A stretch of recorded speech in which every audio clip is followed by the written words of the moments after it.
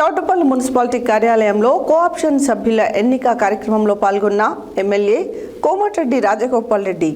ఈ సందర్భంగా ఎమ్మెల్యే మాట్లాడుతూ కవిత పార్టీ పెట్టడం ఒక హాస్యాస్పదమని అన్నారు. ఒక ఉద్యమకారుడి బిడ్డ అనే విషయాన్ని కవితకు గుర్తుందా అని తెలియజేశారు. కూతురికి తండ్రి అంటే ప్రేమ ఉండాలి. తన మొదటి సమావేశంలో తండ్రిని తిట్టడం తన మర్యాదను పోగొట్టుకుందని తెలిపారు. చౌటుప్పల్ మున్సిపాలిటీ కార్యాలయంలో కోఆప్షన్ సభ్యుల ఎన్నిక కార్యక్రమంలో పాల్గొన్న ఎమ్మెల్యే కోమటిరెడ్డి రాజగోపాల్ రెడ్డి. ఈ సందర్భంగా ఎమ్మెల్యే మాట్లాడుతూ కవిత పార్టీ పెట్టడం ఒక హాస్యాస్పదమని అన్నారు. ఒక ఉద్యమకారుని బిడ్డ అనే విషయాన్ని కవితకు గుర్తు చేస్తున్నానన్నారు. కూతురికి తండ్రి అంటే ప్రేమ ఉండాలి. తన మొదటి సమావేశంలో తండ్రిని తిట్టడం వల్ల తన మర్యాదను పోగొట్టుకుందని తెలిపారు. మొట్టమొదటి సమావేశంలో ఉద్యమకారుడు కేసీఆర్ని తిట్టడం నాకు బాధేసింది అని అన్నారు. తన అన్న మీద ఉన్న కోపం తండ్రి మీద తీయడం తప్పు అని తెలియజేశారు. మద్యం కుంభకోణంలో తనకు ఇంకా క్లీన్ చీట్ రాలేదు, కేసు పూర్తి కాలేదు అన్న విషయం గుర్తుంచుకోవాలన్నారు.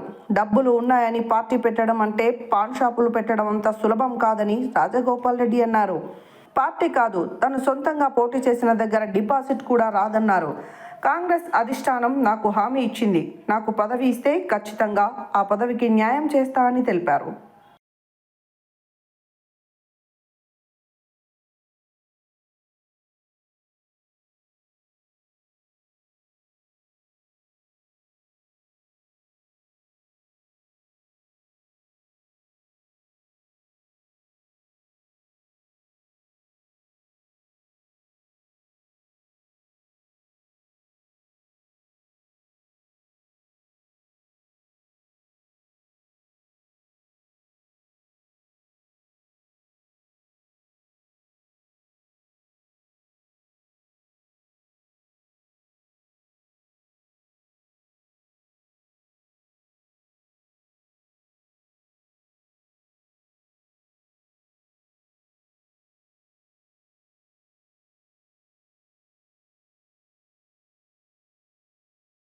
అనేది నా వరకు ఒకసారి ఆలోచిస్తే మాత్రం ఇది ఒక హాస్యాస్పదంగా అంటే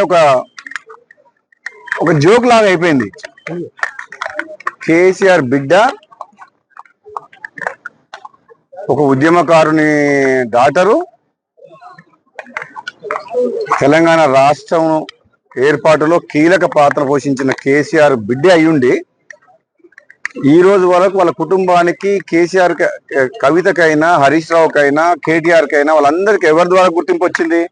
కేసీఆర్ ద్వారా. కేసీఆర్ లేకుండా కవిత ఎక్కడుంది? అది ఒక కుటుంబంలో ఆధిపత్య పోరు కాస్త బయటకు వచ్చి పార్టీ పెట్టింది. నిజంగా ఇది ఒక పెద్ద జోక్ కవిత పార్టీ అంటే. కవిత డెఫినెట్ గా మొట్టమొదటి సమావేశాలనే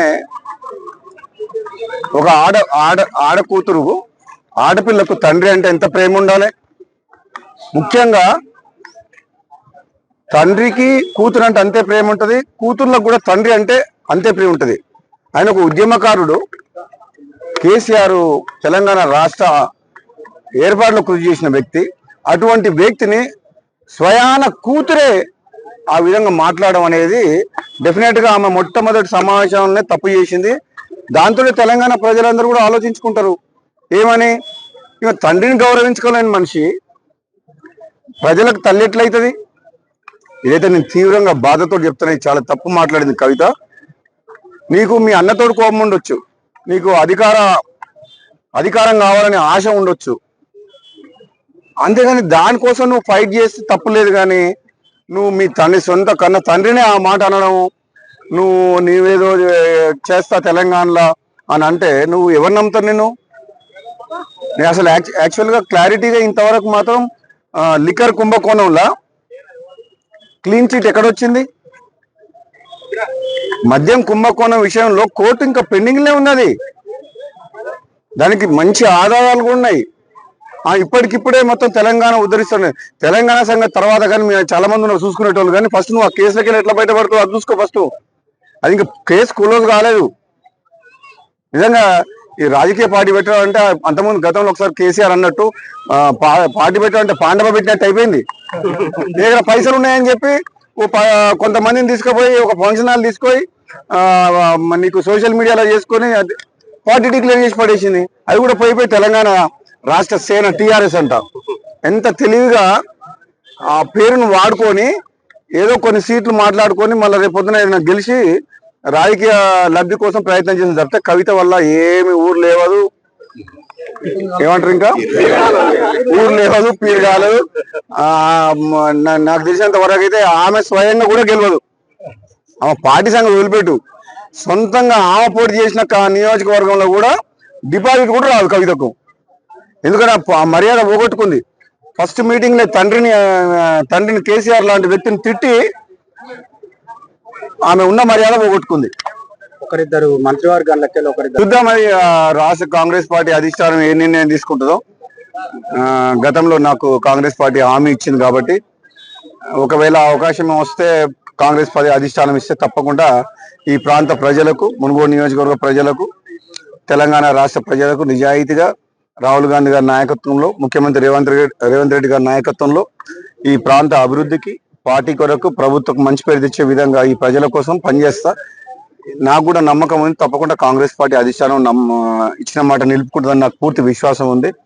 ఈ 5 రాష్ట్రాల ఎన్నికలు అయిపోయిన తర్వాత నాకు కూడా అనిపిస్తుంది తప్పకుండా మంత్రివర్గ విస్తరణ జరిగితే అధిష్టానం నా విషయంలో తప్పకుండా సీరియస్ గా ఆలోచించి నిర్ణయం తీసుకుంటుందని చెప్పి అనుకుంటున్నాం. కేంద్ర ప్రభుత్వం డెఫినెట్ గా ప్రపంచంలో